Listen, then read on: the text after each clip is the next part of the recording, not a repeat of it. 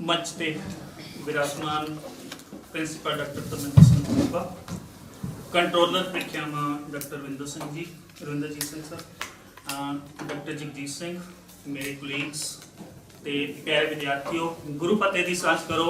वाहिगुरू जी का खालसा, वाहिगुरू जी की फतेह। असीं नित दिन अरदास करते हाँ, जिन्हां ਸਿੰਘਾਂ ਸਿੰਘਣੀਆਂ धर्म हेत सीस दिते, बंद बंद कटाए, खोपरियां लुहाइयां, चरखड़ियां ते चढ़े, आरियां नाल चराए गए, सिੱਖੀ केसां ਸਵਾਸਾਂ संग निभाई। तां अरदास सानू नित दिन उस इतिहास की याद दिवाउंदी है जिहड़ा कौम ने अपनी हिस्टोरिक मार्चिंग के दौरान समय समय जिहड़ियां कुर्बानियां कीतियां, नित दिन असीं उहदे सन्मुख हुंदे हां। नाल ही उन्हां नूं शहीदां नूं याद करदे हां जिन्हां दी बदौलत अज असीं आज़ाद फिज़ा दे विच विचर रहे हां, खुल दी जिंदगी मान रहे हां। तां उन्हां ही घटनावां दे विचों दी एक घटना है साका ननकाना साहिब दी। ननकाना साहिब जिवें असीं कि नाम तो ही जानते हाँ कि उस स्थान का संबंध श्री गुरु नानक देव जी के प्रकाश के नाल जुड़िया होया, पर समा पा के जदों गुरुद्वारियां दे प्रबंध सिख राज तो बाद विच महंतां दे कोल चले गए, तो उन्होंने हौली हौली जद्दी पुश्ती उन्होंने उत्ते एक कब्जे की भावना दे नाल उन्हां ते अपना जद्दी पुश्ती कब्जा ही समझना आरंभ कर लिया ते उन्हां नूं अपनी निजी जायदादां जिहड़ियां सी गुरुद्वारियां नूं इंज ट्रीट करना शुरू कर दिता। नतीजा यह होया कि ननकाना साहिब दे विच नारायणों महंत जिहड़ा सी ਉਹਦਾ कब्जा सी ते ਉਹ ਆਈਆਂ ਸੰਗਤਾਂ ਨੂੰ ਆਪਣੀ ਮਨਮਰਜ਼ੀ ਦੇ ਨਾਲ ਤੰਗ ਵੀ ਕਰਿਆ ਕਰਦਾ ਸੀ। ਨਤੀਜਾ ਇਹ ਹੋਇਆ ਕਿ ਇਸ ਤੰਗੀ ਤੋਂ ਪੰਥ ਦਾ ਧਿਆਨ ਜਿਹੜਾ ਸੀ ਉਹ ਗੁਰਦੁਆਰਿਆਂ ਦੇ ਪ੍ਰਬੰਧ ਵੱਲ ਗਿਆ ਤੇ ਉੱਥੇ ਇੱਕ ਇਹੋ ਜਿਹਾ ਸ਼ਹੀਦੀ ਸ਼ਾਕਾ ਵਰਤਿਆ ਕਿ ਜਦੋਂ ਜਿਹੜਾ ਪੰਥ ਹੈ ਜਾਂ ਸੰਗਤੀ ਰੂਪ ਦੇ ਵਿੱਚ ਜਦੋਂ ਗੁਰਦੁਆਰਾ ਸਾਹਿਬ ਪਹੁੰਚਦੇ, ਬਾਕੀ ਵਿਸਤਾਰ ਜਿਹੜੇ ਡਾਕਟਰ ਸਾਹਿਬ ਦੇਣਗੇ, ਤਾਂ ਉੱਥੇ ਇੱਕ ਬਹੁਤ ਵੱਡਾ ਘਟਨਾਕ੍ਰਮ ਵਾਪਰਦਾ ਹੈ ਤੇ ਅਨੇਕਾਂ ਸ਼ਹੀਦੀਆਂ ਹੁੰਦੀਆਂ। ਉਹਦਾ ਵਿਸਥਾਰ ਤਾਂ ਡਾਕਟਰ ਸਾਹਿਬ ਦੇ ਦੇਣਗੇ, ਪਰ ਮੈਂ ਇੱਥੇ ਇੰਨਾ ਗੱਲ ਕਹਿਣਾ ਚਾਹਾਂਗਾ ਕਿ ਉਸ ਸਾਕੇ ਨੇ ਪੰਥ ਦਾ ਧਿਆਨ ਆਪਣੇ ਪ੍ਰਬੰਧ ਗੁਰਦੁਆਰਿਆਂ ਦੇ ਪ੍ਰਬੰਧ ਵੱਲ ਗਿਆ। ਉਸ ਸਾਰੇ ਘਟਨਾਕ੍ਰਮ ਦੇ ਵਿੱਚੋਂ ਅੱਜ ਸਿੱਖਾਂ ਦੀ ਸਰਮੌਤ ਸੰਸਥਾ ਸ਼੍ਰੋਮਣੀ ਗੁਰਦੁਆਰਾ ਪ੍ਰਬੰਧਕ ਕਮੇਟੀ ਜਿਹੜੀ ਆ ਉਹ ਹੋਂਦ ਵਿੱਚ ਆਈ ਤੇ ਸਾਰੇ ਦੇ ਸਾਰੇ ਗੁਰਦੁਆਰਿਆਂ ਦੇ ਪ੍ਰਬੰਧ ਪੰਥ ਕੋਲ ਵਾਪਸ ਆਏ। सो इन्हां घटनावां बाबत, इस साके बाबत मैं गलबात करन लई डॉक्टर गुरवीर सिंह अध्ययन विभाग नूं सद्दा दिंदा हां कि वह मंच ते आउण ते अपने विचार जिहड़े आ ओह साडे नाल साझे करन। डॉक्टर गुरवीर सिंह। सत्कारयोग प्रिंसीपल साहब doctor Ravinderjit Singh ji, doctor Jagjit Singh ji, doctor Davinder Singh ji, मेरे अध्यापक साथियों अते प्यारे विद्यार्थियों, फतेह दी सांझ पाओ जी। वाहिगुरू जी का खालसा, श्री वाहिगुरू जी की फतेह। साका श्री ननकाना साहब बारे एक भूमिका डॉक्टर दविंदर सिंह जी ने तुहाडे नाल हुणे शेयर की। साका ननकाना साहब जिवें तुसीं देखदे हो कि इस दे नाल साका शब्द जुड़िया होया हैगा ते साका शब्द सिख मैमोरी दे विच, सिख समृद्धि दे विच अपना एक विशेष फोकस रखता हैगा। जदों गुरु तेग बहादुर पातशाह जी की शहीदी हुंदी है तो उस शहीदी की घटना नूं गुरु गोबिंद सिंह महाराज अपनी बाणी दे विच किवें दर्ज करते हैं, धर्म हेत साका जिंदगी है। मतलब की है, साका ओह घटना है जो सिख इतिहास दे विच अपनी एक विलक्षण थां रखती है ते कौमी मानसिकता दे नाल जुड़ी हुई घटना हैगी है। इस करके जो साका ननकाना साहब है ये सिख इतिहास दे विच एक बहुत वड्डी घटना है ते समूह कौम किसी ना किसी तरीके दे नाल इस साके दे नाल अपनी मानसिकता नूं जोड़दी हैगी है। असीं अपने अरदास दे विच भी इहनूं शामिल कीता होया है कि जो गुरु घर साडे पंथ तो विछड़ चुके ने उन्हां दे विचों ननकाना साहब भी साडा एक विशेष गुरु घर है। ननकाना साहब बारे तो डॉक्टर साहब ने दस्सिया कि गुरु नानक महाराज जी का जन्म स्थान, ਇਹਦਾ पहला नाम सीगा राय भोई की तलवंडी। राय भोई जी कौन सन? राय भोई जी राय बुलार जी दे पिता जी सन ते राय बुलार जी ओह पुरख सन जिन्हां ने ਗੁਰੂ ਨਾਨਕ ਸਾਹਿਬ ਜੀ ਦੀ ਸ਼ੁਰੂਆਤੀ ਉਮਰ ਦੇ ਵਿੱਚ ਹੀ ਪਛਾਣ ਲਿਆ ਸੀ ਕਿ ਆਮ ਬੱਚਾ ਨਹੀਂ ਹੈਗਾ, ਇਹ ਕੋਈ ਧੁਰ ਦਰਗਾਹ ਬਖਸ਼ਿਆ ਹੋਇਆ ਕੋਈ ਵਿਸ਼ੇਸ਼ ਬਾਲਕ ਹੈਗਾ। ਤੇ ਉਹ ਬਹੁਤ ਸਤਿਕਾਰ ਕਰਦੇ ਸੀ ਰਾਏ ਬੁਲਾਰ ਜੀ। ਤੇ ਰਾਏ ਬੁਲਾਰ ਜੀ ਦੇ ਇਸੇ ਸਤਿਕਾਰ ਦੇ ਵਿੱਚੋਂ ਜਦੋਂ ਉਹ ਇਸ ਦੁਨੀਆ ਨੂੰ ਛੱਡ ਕੇ ਜਾ ਰਹੇ ਹੁੰਦੇ ਆ ਤੇ ਇੱਕ ਬਹੁਤ ਵੱਡੀ ਜਾਇਦਾਦ ਜਿਹੜੀ ਹੈ ਉਹ ਗੁਰੂ ਨਾਨਕ ਸਾਹਿਬ ਜੀ ਦੇ ਨਾਮ ਕਰਵਾਉਂਦੇ ਆ। 1500 ਮਰਬੇ ਜ਼ਮੀਨ ਦੇ ਰਾਏ ਬੁਲਾਰ ਜੀ ਕੋਲੇ ਸੀਗੇ ਤੇ 750 ਮਰਬਾ ਉਹ ਜਾਣ ਵੇਲੇ ਗੁਰੂ ਨਾਨਕ ਮਹਾਰਾਜ ਜੀ ਦੇ ਨਾਮ ਕਰਕੇ ਜਾਂਦੀ ਹੈ, ਜੋ ਜ਼ਮੀਨ ਅੱਜ ਵੀ ਗੁਰਦੁਆਰਾ ਸ਼੍ਰੀ ਨਨਕਾਣਾ ਸਾਹਿਬ ਦੇ ਨਾਂ ਤੇ ਬੋਲਦੀ ਹੈਗੀ ਹੈ। ਸਾਕਾ ਨਨਕਾਣਾ ਸਾਹਿਬ ਨੂੰ ਸਮਝਣ ਤੋਂ ਪਹਿਲਾਂ ਸਾਨੂੰ ਕੁਝ ਹੋਰ ਬੁਨਿਆਦੀ ਚੀਜ਼ਾਂ ਬਾਰੇ ਥੋੜੀ ਜਿਹੀ ਸਮਝ ਹੋਣੀ ਚਾਹੀਦੀ ਹੈ। ਕਿ ਡਾਕਟਰ ਸਾਹਿਬ ਨੇ ਦੱਸਿਆ ਕਿ ਗੁਰਦੁਆਰਿਆਂ ਦੇ ਉੱਪਰ ਮਹੰਤਾਂ ਦਾ ਕਬਜ਼ਾ ਸੀਗਾ। ਉਹ ਮਹੰਤਾਂ ਦਾ ਕਬਜ਼ਾ ਗੁਰਦੁਆਰਿਆਂ ਉੱਪਰ ਕਿਵੇਂ ਸਥਾਪਿਤ ਹੋਇਆ, ਇਹ ਸਾਡੇ ਸਾਹਮਣੇ ਇੱਕ ਪ੍ਰਸ਼ਨ ਹੈਗਾ। ਤੇ ਜੇਕਰ ਕਬਜ਼ਾ ਸਥਾਪਿਤ ਹੋ ਗਿਆ ਤੇ ਮਹੰਤ ਕਰਪਟ ਕਿਉਂ ਹੋਏ, ਤੇ ਉਸ ਕਰਪਸ਼ਨ ਦੇ ਵਿੱਚੋਂ ਬਹੁਤ ਸਾਰੀਆਂ ਘਟਨਾਵਾਂ ਜਿਹਨੂੰ ਅਸੀਂ ਨੈਤਿਕ ਤੌਰ ਤੇ ਠੀਕ ਨਹੀਂ ਕਹਿ ਸਕਦੇ, ਉਹ ਕਿਉਂ ਵਾਪਰੀਆਂ। तो मैं पहला इस गल ते फोकस करूंगा कि गुरुद्वारा साहब ते महंतां दा कब्जा स्थापित किवें होया। जो तुसीं सिख इतिहास वल निगाह मारदे आ, 1716 ईस्वी दे विच बंदा सिंह बहादुर जी शहादत नूं प्राप्त हुंदे ने ते बंदा सिंह बहादुर दी शहादत तो बाद पंथ दे उपर सिखां दे उपर एक बड़ा जुल्म वाला दौर जिहड़ा हैगा वो शुरू हुंदा है। ਤੇ ਇਸ ਜ਼ੁਲਮੀ ਦੌਰ ਨੂੰ ਨਿਭਾਉਣ ਦੇ ਵਿੱਚ ਬਾਦਸ਼ਾਹ ਫਰਖਸ਼ੀਰ, ਬਹਾਦਰ ਸ਼ਾਹ, ਮੀਰ ਮੰਨੂ, ਅਬਸਮਤ ਖਾਨ, ਜ਼ਕਰੀਆ ਖਾਨ, ਲਖਪਤ ਰਾਏ, ਜਸਪਤ ਰਾਏ ਵਰਗੇ ਬਥੇਰੇ ਜਿਹੜੇ ਸ਼ਾਸਕ ਸੀਗੇ ਆਪਣਾ ਇੱਕ ਇੰਪੋਰਟੈਂਟ ਰੋਲ ਅਦਾ ਕਰਦੇ ਆ।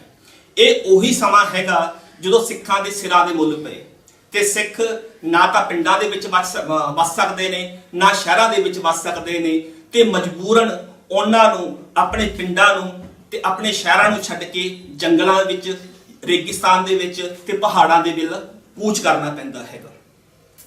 ਜਦੋਂ ਸਿੱਖ ਆਪਣੇ ਘਰ-ਬਾਰ ਨੂੰ ਛੱਡ ਕੇ ਜਾਂਦੇ ਹੈਗੇ ਆ ਤੇ ਪਿੱਛੇ ਇੱਕ ਸਮੱਸਿਆ ਖੜੀ ਹੁੰਦੀ ਹੈ ਕਿ ਉਹਨਾਂ ਦੇ ਗੁਰੂ ਘਰ ਵੀ, ਉਹਨਾਂ ਦੇ ਪਿੰਡਾਂ ਦੇ, ਸ਼ਹਿਰਾਂ ਦੇ, ਉਹਨਾਂ ਦੀ ਸਾਂਭ ਸੰਭਾਲ ਕੌਣ ਕਰੂਗਾ, ਕਿਉਂਕਿ ਗੁਰੂ ਘਰ ਦੀ ਆਪਣੀ ਇੱਕ ਵਿਸ਼ੇਸ਼ ਮਰਿਆਦਾ ਹੈਗੀ ਹੈ। ਗੁਰੂ ਸਾਹਿਬ ਜੀ ਦੇ ਪ੍ਰਕਾਸ਼ ਦੀ, ਸੁਖਾਸਨ ਦੀ ਜੋ ਨਿੱਤ ਦਾ ਕਰਮ ਹੈਗਾ ਉਹ ਹੋਣਾ ਜ਼ਰੂਰੀ ਹੈਗਾ।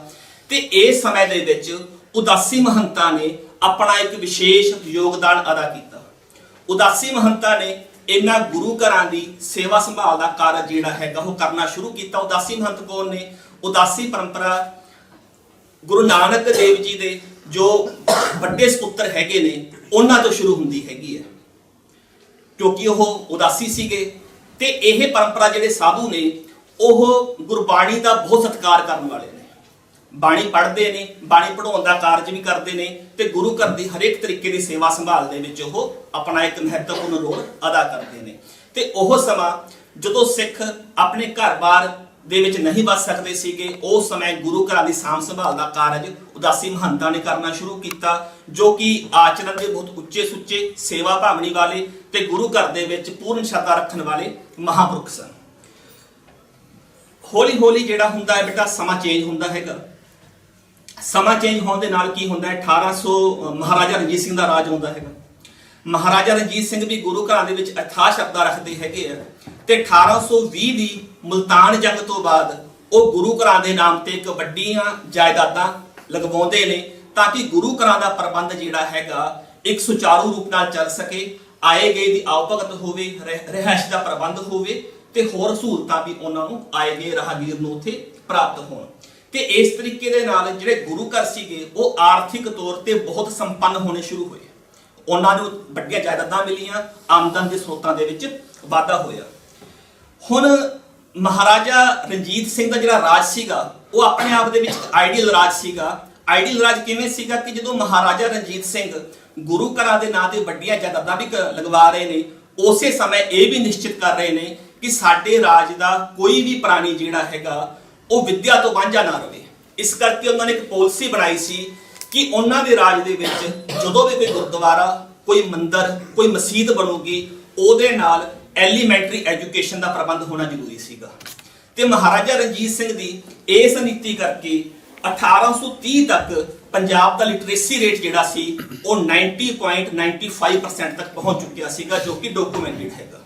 ਪੰਜਾਬ ਆਪਣੇ ਆਪ ਦੇ ਵਿੱਚ ਕੱਲੀ ਭਾਰਤ ਦੀ ਨਹੀਂ, ਦੁਨੀਆ ਦੀ ਸਭ ਤੋਂ ਵੱਡੀ ਲਿਟਰੇਟ ਸਟੇਟ ਸੀਗੀ, ਜਿੱਥੇ ਲੋਕਾਂ ਦੇ ਸੋਚਣ ਸਮਝਣ ਦਾ ਪੱਧਰ ਜਿਹੜਾ ਹੈਗਾ ਬਹੁਤ ਉੱਚਾ ਸੀਗਾ।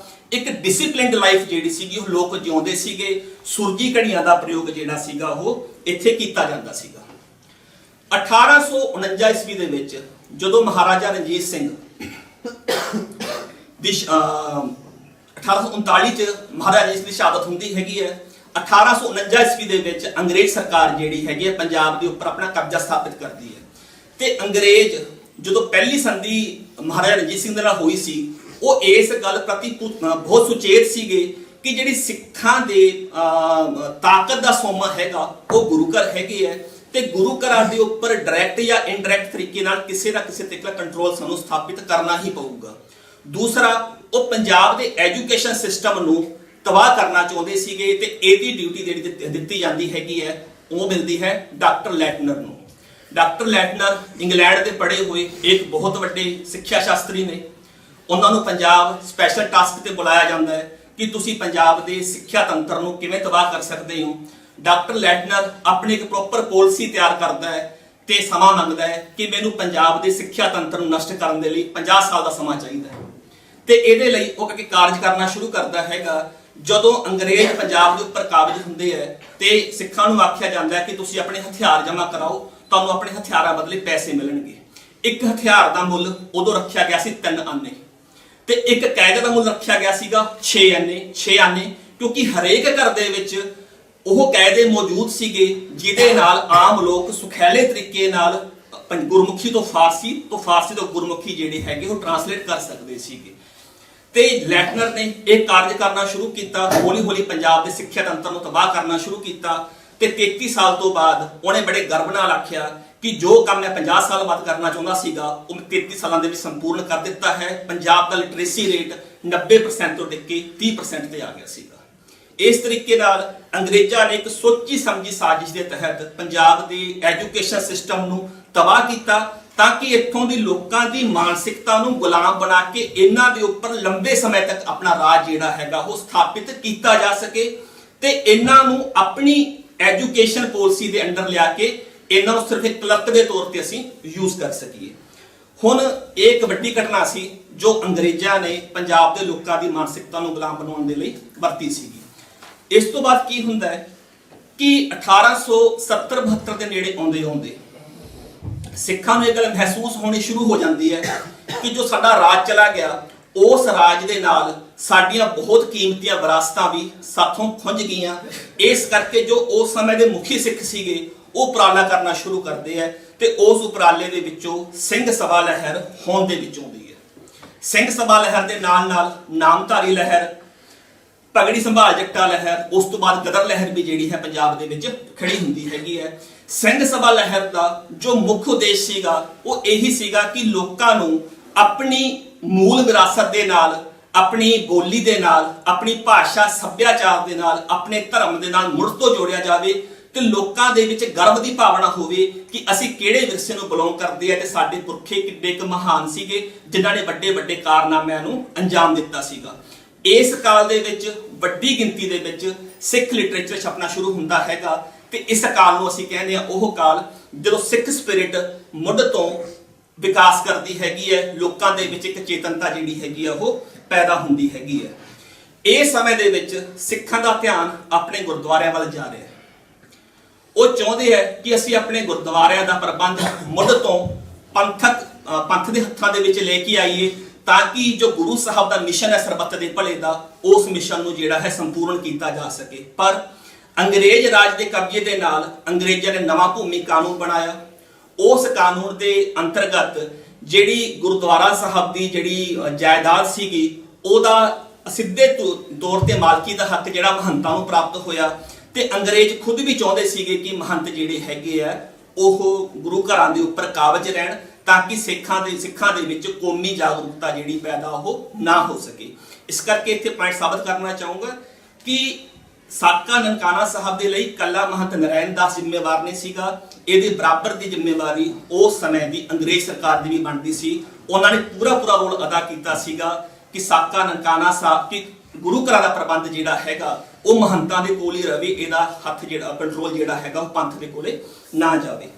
ਹੁਣ ਸਿੱਖ ਬਾਰ-ਬਾਰ ਬੇਨਤੀਆਂ ਕਰ ਰਹੇ ਨੇ ਅੰਗਰੇਜ਼ ਸਰਕਾਰ ਨੂੰ ਕਿ ਸਾਡੇ ਗੁਰੂ ਘਰਾਂ ਦਾ ਸਾਂਭ ਸੰਭਾਲ ਠੀਕ ਤਰੀਕੇ ਨਾਲ ਨਹੀਂ ਹੋ ਰਹੀ, ਮਹੰਤ ਜਿਹੜੇ ਕਰਪਟ ਹੋ ਚੁੱਕੇ ਨੇ, ਤੇ ਇਹਦਾ ਪ੍ਰਬੰਧ ਜਿਹੜਾ ਹੈਗਾ ਸਿੱਖਾਂ ਦੀ ਕਿਸੇ ਨੁਮਾਇੰਦਾ ਜਮਾਤ ਦੇ ਹੱਥ ਕੀਤਾ ਜਾਵੇ। ਪਰ ਅੰਗਰੇਜ਼ਾਂ ਨੇ ਕਿਸੇ ਵੱਲ ਗੌਰ ਨਹੀਂ ਕੀਤਾ। ਉਸ ਤੋਂ ਬਾਅਦ ਇੱਕ ਵੱਡੀ ਘਟਨਾ ਵਾਪਰਦੀ ਹੈ 1914 ਈਸਵੀ ਦੇ ਵਿੱਚ। ਘਟਨਾ ਕੀ ਵਾਪਰਦੀ ਹੈ? ਗੁਰਦੁਆਰਾ ਰਕਾਬਗੰਜ ਸਾਹਿਬ ਦਿੱਲੀ, ਉਹਦੀ ਕੰਧ ਜਿਹੜੀ ਹੈਗੀ ਹੈ ਉਹ ਢਾਈ ਜਾਂਦੀ ਹੈ, ਕਿਉਂਕਿ ਵਾਇਸਰਾਏ ਦੀ ਕੋਠੀ ਦਾ ਨਿਰਮਾਣ ਹੋ ਰਿਹਾ ਸੀਗਾ ਤੇ ਉਹ ਕੰਧ ਉਸ ਕੋਠੀ ਦੇ ਨਕਸ਼ੇ ਦੇ ਵਿੱਚ ਆ ਰਹੀ ਸੀਗੀ। ਜਦੋਂ ਕੰਧ ਢਾਈ ਜਾਂਦੀ ਹੈ ਤੇ ਸਿੱਖ ਸੰਗਤ ਦੇ ਵਿੱਚ ਇੱਕ ਰੋਸ ਦੀ ਲਹਿਰ ਪੈਦਾ ਹੁੰਦੀ ਹੈ ਕਿ ਤੁਸੀਂ ਕਿਸ ਤਰੀਕੇ ਨਾਲ ਸਾਡੇ ਗੁਰੂ ਘਰ ਦੀ ਪ੍ਰੋਪਰਟੀ ਦੇ ਉੱਪਰ ਤੁਸੀਂ ਕਬਜ਼ਾ ਕਰ ਸਕਦੇ ਹੈਗੇ ਹੋ। ਸ਼ੁਰੂਆਤ ਦੇ ਵਿੱਚ ਅੰਗਰੇਜ਼ਾਂ ਨੇ ਇੱਕ ਤਲਖੀ ਵਾਲੀ ਨੀਤੀ ਅਪਣਾਈ, ਉਹਨਾਂ ਨੇ ਸ਼ਕਤੀ ਪ੍ਰਦਰਸ਼ਨ ਵੀ ਕੀਤਾ, ਪਰ ਸਿੱਖ ਇਸ ਗੱਲ ਤੇ ਅਡਿੱਗ ਰਹੇ ਕਿ ਅਸੀਂ ਆਪਣੇ ਗੁਰੂ ਘਰ ਦੀ ਜ਼ਮੀਨ ਜਿਹੜੀ ਹੈ ਕਿਸੇ ਵਾਇਸਰਾਏ ਦੀ ਪ੍ਰੋਪਰਟੀ ਵਾਸਤੇ ਉਹ ਨਹੀਂ ਦੇ ਸਕਦੇ। ਇਸੇ ਸਮੇਂ ਦੌਰਾਨ ਫਸਟ ਵਰਲਡ ਵਾਰ ਆਰੰਭ ਹੁੰਦੀ ਹੈਗੀ ਹੈ ਤੇ ਵੱਡੀ ਗਿਣਤੀ ਵਿੱਚ ਸਿੱਖ ਸੈਨਿਕ ਸ਼ਾਮਿਲ ਹੋਣ ਕਰਕੇ ਅੰਗਰੇਜ਼ਾਂ ਨੂੰ ਉਹ ਪ੍ਰੋਜੈਕਟ ਜਿਹੜਾ ਹੈਗਾ ਅਧੂਰਾ ਛੱਡਣਾ ਪੈਂਦਾ ਹੈਗਾ।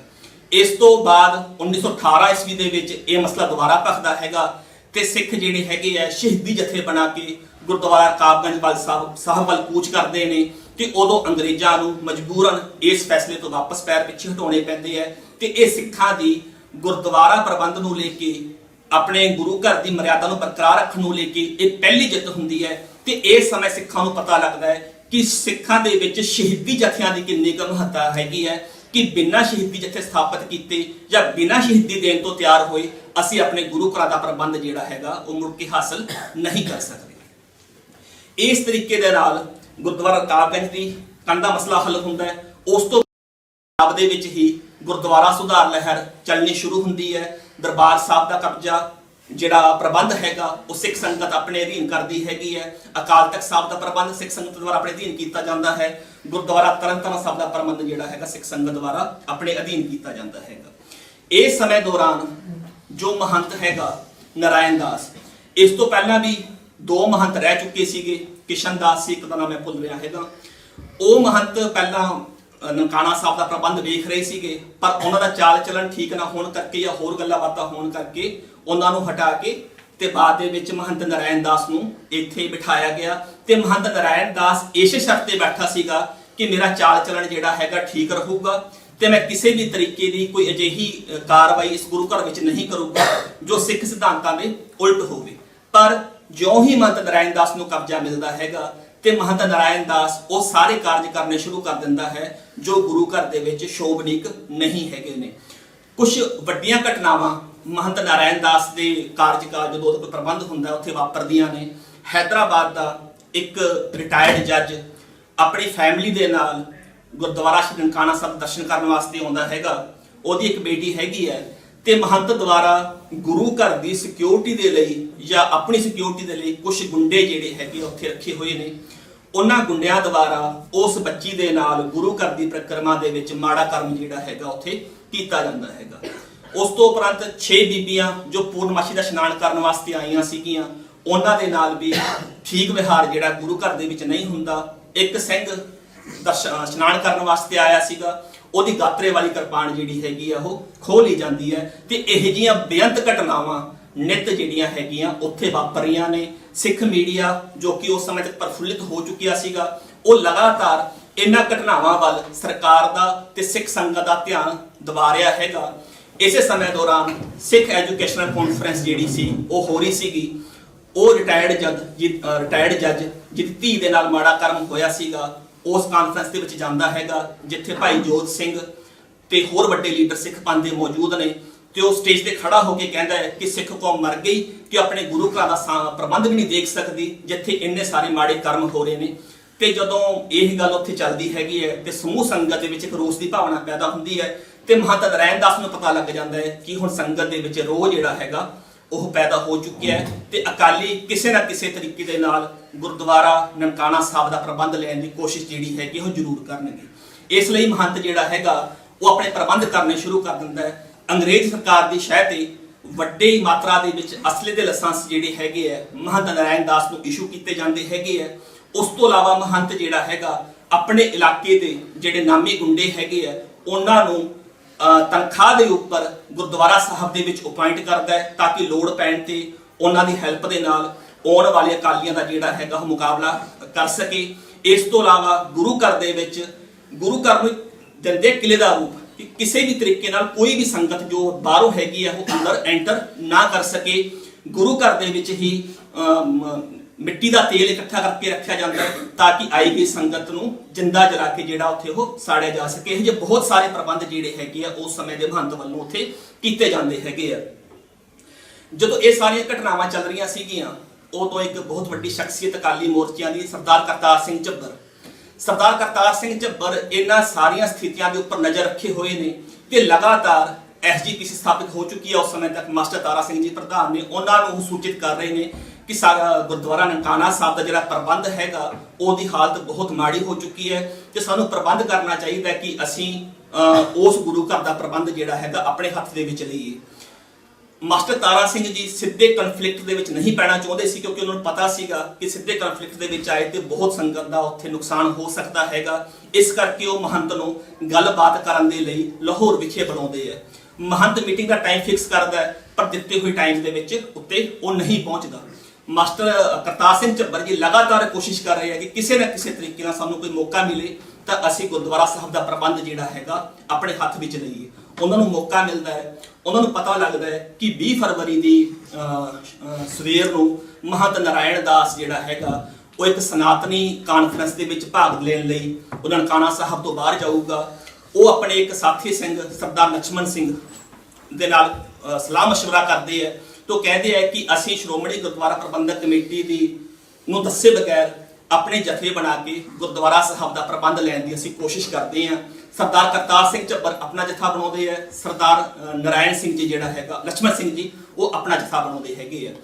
ਜਦੋਂ ਜਥੇ ਬਣ ਜਾਂਦੇ ਹੈ ਤੁਰੰਤ ਦੀ ਤਿਆਰੀ ਹੁੰਦੀ ਹੈ ਤਾਂ ਕਿਸੇ ਤਰੀਕੇ ਦੇ ਨਾਲ ਇਹ ਖਬਰ ਮਾਸਟਰ ਤਾਰਾ ਸਿੰਘ ਜੀ ਨੂੰ ਲੱਗ ਜਾਂਦੀ ਹੈ ਤੇ ਮਾਸਟਰ ਤਾਰਾ ਸਿੰਘ ਜੀ ਤੁਰੰਤ ਇੱਕ ਚਿੱਠੀ ਭੇਜ ਕੇ ਸਰਦਾਰ ਕਰਤਾਰ ਸਿੰਘ ਝੱਬਰ ਨੂੰ ਕਹਿੰਦੇ ਆ ਕਿ ਝੱਬਰ ਸਾਹਿਬ ਜੇਕਰ ਪੰਥ ਦਾ ਕੋਈ ਵੀ ਨੁਕਸਾਨ ਹੁੰਦਾ ਹੈ ਤੇ ਉਹਦਾ ਜ਼ਿੰਮੇਵਾਰ ਤੁਸੀਂ ਹੋਵੋਗੇ, ਤੁਹਾਨੂੰ ਕਮੇਟੀ ਇਸ ਐਕਸ਼ਨ ਦੀ ਪ੍ਰਵਾਨਗੀ ਜਿਹੜੀ ਹੈਗੀ ਆ ਉਹ ਨਹੀਂ ਦਿੰਦੀ।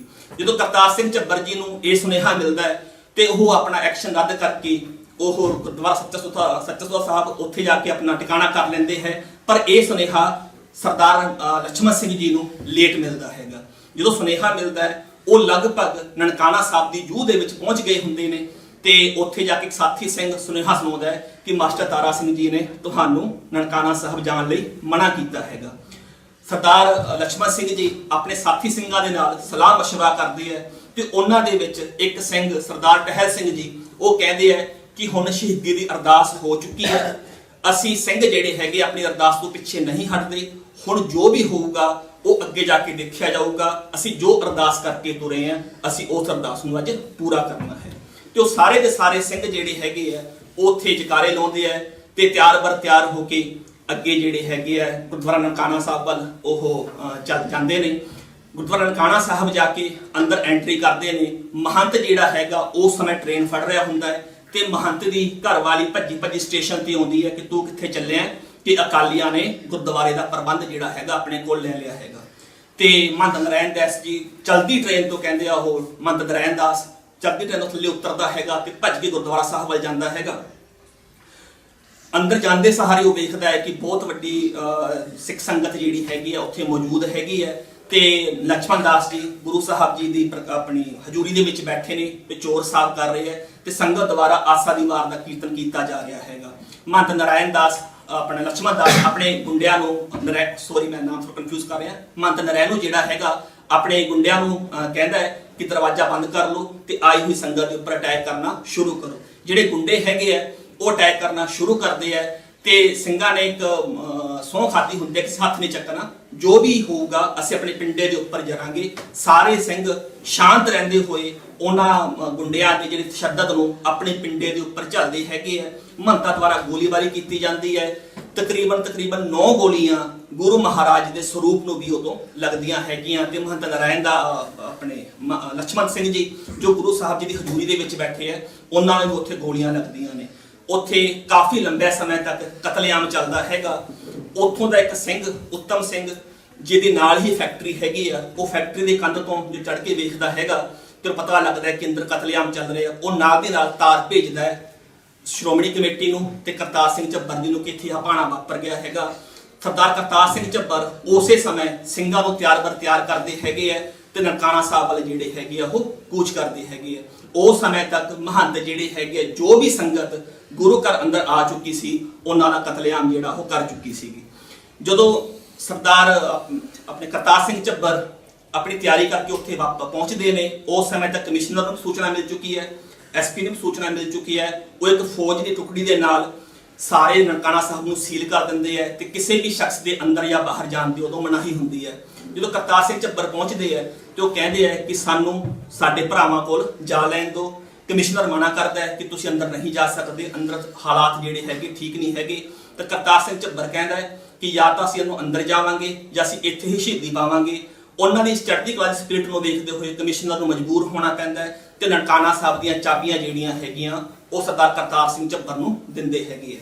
ਤੇ ਉਸ ਤੋਂ ਬਾਅਦ ਜਦੋਂ ਉਹ ਅੰਦਰ ਪਹੁੰਚਦੇ ਆ ਤੇ ਅੰਦਰ ਦਾ ਦ੍ਰਿਸ਼ ਕੀ ਹੈਗਾ, ਇਹਦਾ ਵਰਣਨ ਸਰਦਾਰ ਨਰਾਇਣ ਸਿੰਘ ਜੀ ਆਪਣੀ ਕਿਤਾਬ ਦੇ ਵਿੱਚ ਕਰਦੇ ਨੇ।